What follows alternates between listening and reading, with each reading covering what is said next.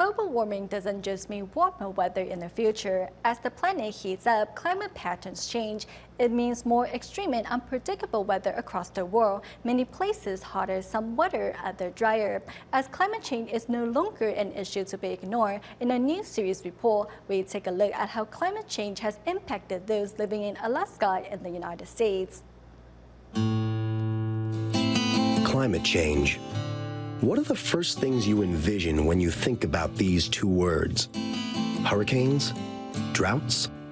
Melting ice? For years, we've heard so much about changes in climate and have reported on extreme weather, but something has been missing. We wanted to see the faces of the people who are directly impacted by these changes on a daily basis, even while the eyes of the world look elsewhere.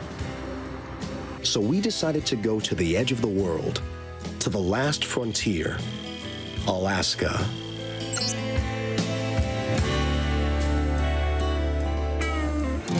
We flew to Anchorage, saw the largest airport moose, and decided to drive north.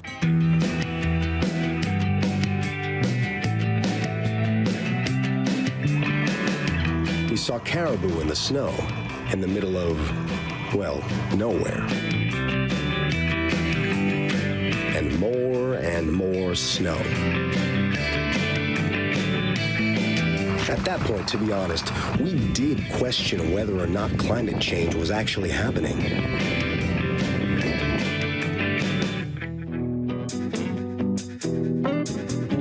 So we drove some more, to Fairbanks.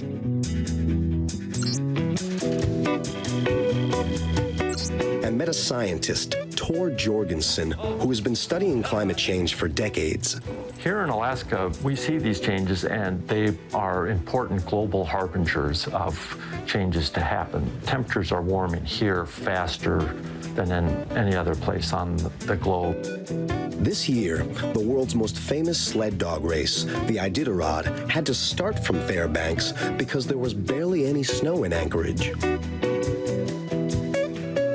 But we were more interested in what's happening closer to the finish line, near the Bering Strait, a place on the edge of the continent where only a few communities manage to live or survive.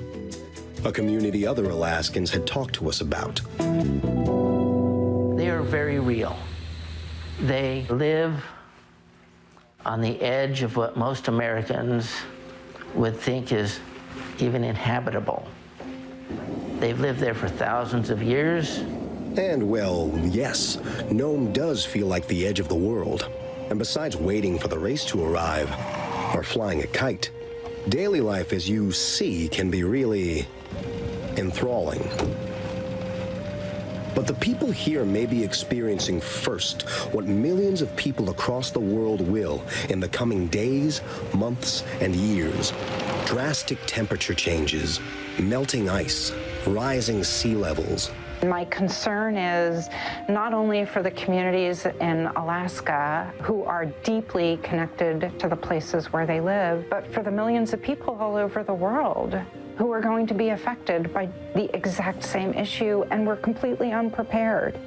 Both nature and man has a hard time adapting to these changes when they happen very rapidly.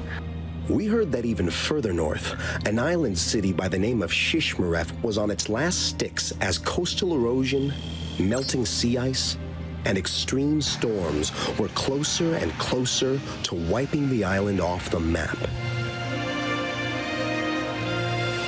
We wanted to meet the few families living in Shishmaref to see how their changing climate was affecting their way of life, and spend days with them to try to understand how they live 40 degrees below zero in the winter, and with the risk of seeing their homes fall into the sea every summer. This is our issue as being human beings on this planet. You are not what you are because of yourself. You are what you are because of the community that you have around you.